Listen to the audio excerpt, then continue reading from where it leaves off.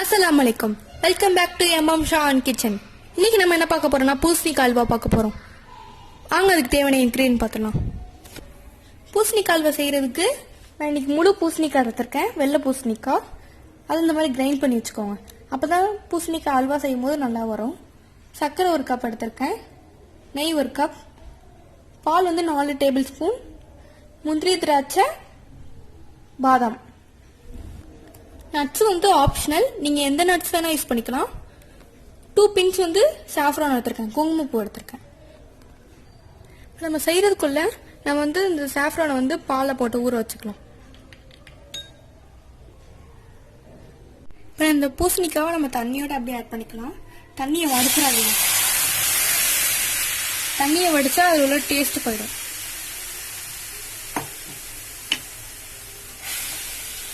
நல்லா வத்தணும் தண்ணி,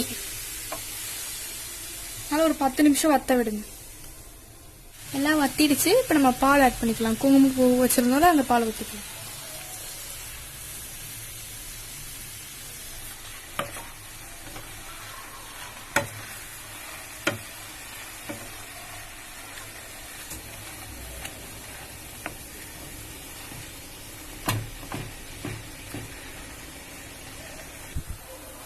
பாலை ஊற்றி நல்லா கிண்டிட்டே இருக்கணும். நம்ம சுகர் ஆட் பண்ணிக்கலாம். இதுக்கு நீங்க சுகர் தான் ஆட் பண்ணணும் இல்ல, ஆப்ஷனல் இருக்கு. நீங்க வெல்லம், நாட்டு சக்கரை கூட யூஸ் பண்ணிக்கலாம்.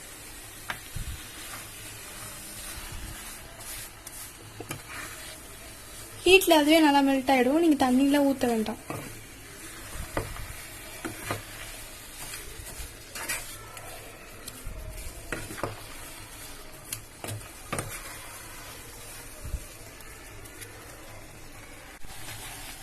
இது ரெடி ஆகிட்டு இருக்கட்டும்.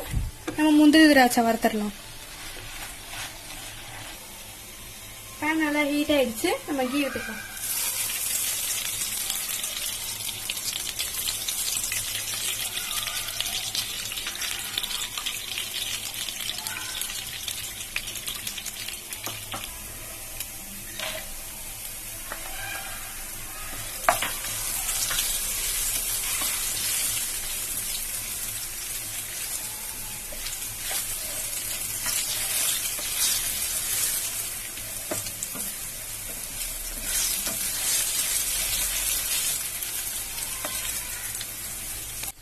நல்ல கலர் வந்துட்டு இருக்கு. இந்த டைம்ல நம்ம முந்திரி பாதாம் வறுத்து வச்சிருந்தாலும் அதை போட்டுக்கலாம்.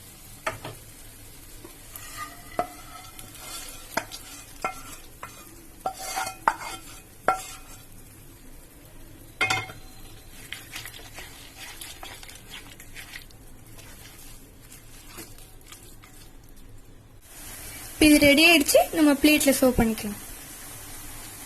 பூசணிக்காய் அல்வா ரெடி ஆயிடுச்சு. இந்த டிஷ் பிடிச்சிருந்தா லைக் பண்ணுங்க, மறக்காம சப்ஸ்கிரைப் பண்ணுங்க. பாய், நம்ம நெக்ஸ்ட் வீடியோல பார்க்கலாம்.